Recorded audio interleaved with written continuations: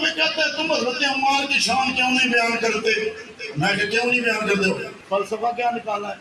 پہلے آپ کو صحابہ کی شان بیان کرنے کے لیے یہ نہیں دیکھا جاتا کہ کوئی بھونکے تو پھر بیان کریں۔ صحابہ وہ ہیں جن کے ہاتھ مصطفیٰ کے ہاتھوں سے لگے، سبحان اللہ، جن کے لب مصطفیٰ کے ہاتھوں سے لگے۔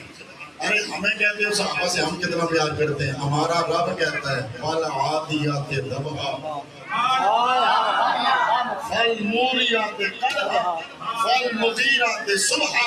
توجہ، رب کہتا ہے مجھے محمد کے یاروں کے گھوڑوں کے ٹاپوں سے لگنے والی مٹی کی قسم ہے۔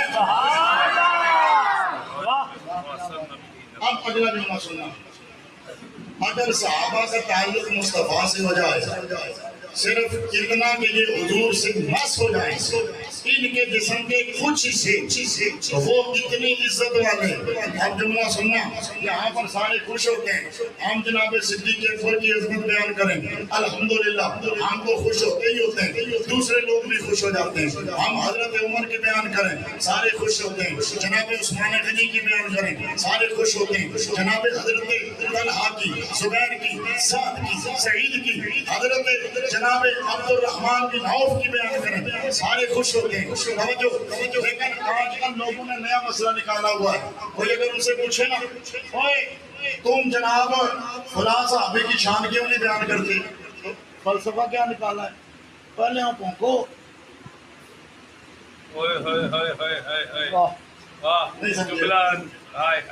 یہ ہمیں کہتے ہیں تم حضرت عمار کی شان کیوں نہیں بیان کرتے؟ میں کہ کیوں نہیں بیان کرتے ہو؟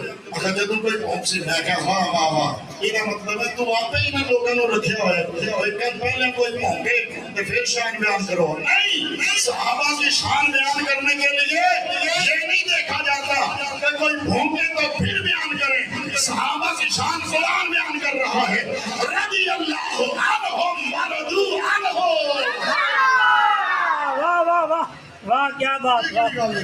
اچھا پھر جب کوئی کہے نا کہ حضرت عمار رضی اللہ تعالیٰ عنہ نعرہ تکبیر، دیکھو جی حضرت عمار کی شان تب بیان کرے نا، کوئی بکواس کرے تو بیان کرے، تم بکواس کر کے دیکھو پھر ہم بیان کریں گے۔ میں نے کہا تم بھونکو تمہاری مرضی، نہ بھونکو تمہاری مرضی، ہم اپنی جگہ پہ کھڑے ہیں۔ جناب معاویہ بھی صحابی ہیں شان والے، حضرت عمار بھی صحابی ہیں شان والے، لیکن یاد رکھیے جتنا درجوں میں فرق ہے وہ ہم نہیں بھولیں گے۔ اچھا بولو سبحان